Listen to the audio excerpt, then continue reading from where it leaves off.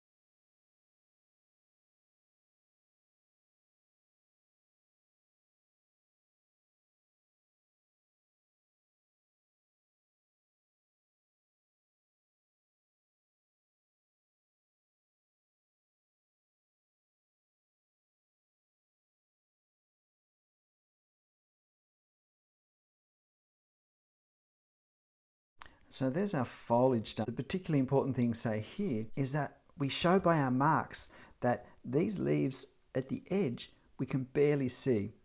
These ones here are quite a bit closer, and so we can actually draw some individual leaves. Having appropriate scale for what we produce with our marks is really important. Similarly over here, the further away we go up here, in all this mulch there's really just some dots, whereas it becomes more dashes and suggestion of larger objects that we can see more clearly up this end. And that gives a sense of we're moving away as we move along to the left. Generally, I'm not putting hatching on this, but I want to add some shadow just in here with some line work because I think it will help the cottage itself to stand out more. After that, I'm going to just do this foliage here, and then we'll put this palm tree in and this building in behind.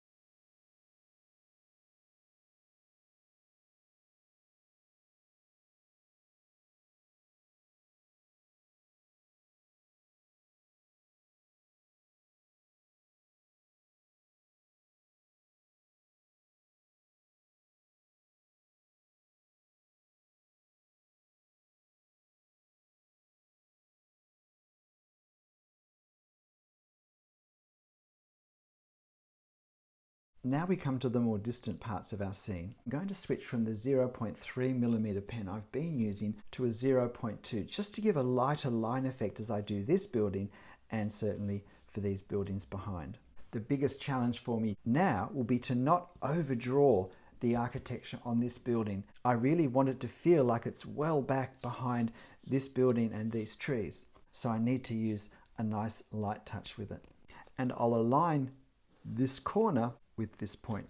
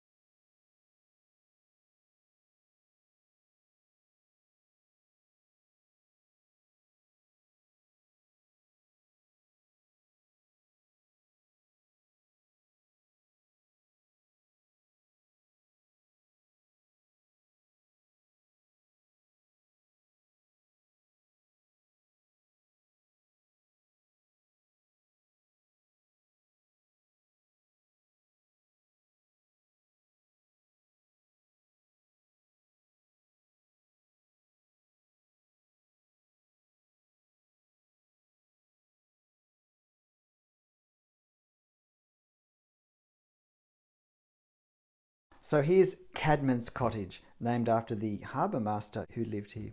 As always, I look at something and I consider what works, what doesn't work, what I'm pleased about, what I'm not pleased about. I don't like the fact that I got the proportions wrong here, that this room doesn't come out far enough. Can't do much about that. I don't like the fact that I messed up this perspective angle here. But generally, I feel like the cottage has a rustic feel, which is what I wanted. I'm happy with my sense of foreground being closer and these trees being much closer. I probably would want to work a little more line work into these branches to make them a little more of a silhouette effect. I resisted the urge to go to more detail here, and notice how I drew the lines allowing for the branches, even small twigs, to come through them. I didn't just cross the lines, which I feel has an entangling effect. This way the building sits well behind the branches. This reference photo is on my community page now. You can take a screenshot, print it off, and have a go drawing this yourself. I've given you some tips at various stages of how I'm thinking and how I'm processing and strategizing drawing it. And if any of that's useful, feel free to use it. If you haven't subscribed and you've got to this point, why don't you? And I've just created a 10 video perspective course playlist if you want to have a look at that on my channel. I'm Stephen Travers. I hope this has been fun. Hope you enjoy drawing it yourself. I'll see you next time. Bye.